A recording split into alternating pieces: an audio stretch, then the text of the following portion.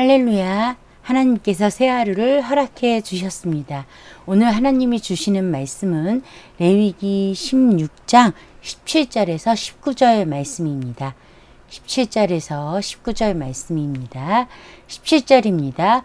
그가 지성소에 속죄하러 들어가서 자기와 자기 집안과 이스라엘 온 회중을 위하여 속죄하고 나오기까지는 누구든지 회막에 있지 못할 것이며 그는 여호와 앞 제단으로 나와서 그것을 위하여 속죄할지니 그 수송아지의 피와 염소의 피를 가져다가 제단 깃불에 뿔들에 바르고 또 손가락으로 그 피를 그 위에 7번 뿌려 이스라엘 자손의 부정에서 제단을 성결하게 할 것이요. 아멘. 아멘.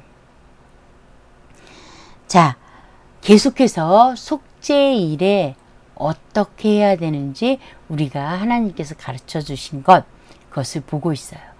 자, 오늘 읽은 본문에 따르면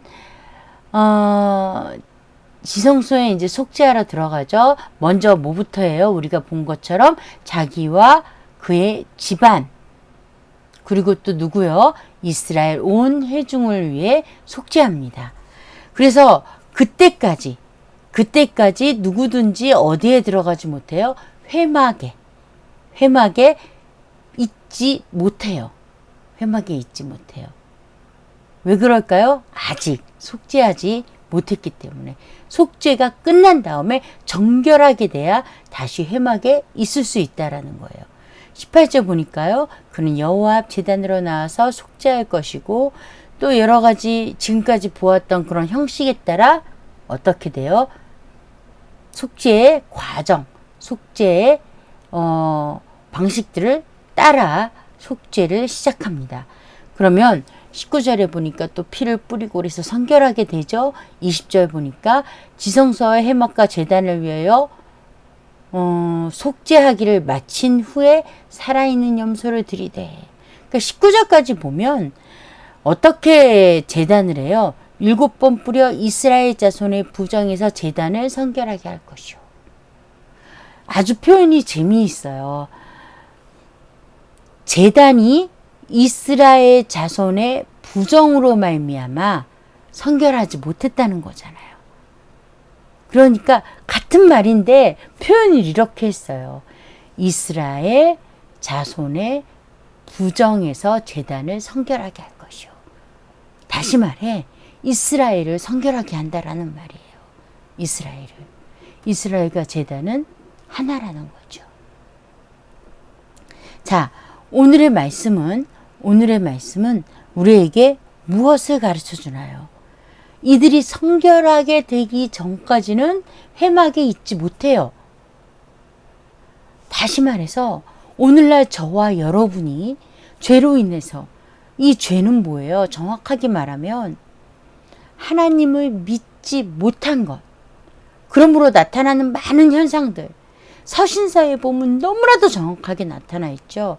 하나님을 믿지 않는 이들에게서 나타나는 현상, 시기, 질투, 미움, 이 모든 것들을 포함한 살인, 정죄, 판단, 모든 악함들, 그것이 뭐예요? 하나님을 믿지 못해서 나타나는 현상들, 다시 말해 죄의 현상들이에요.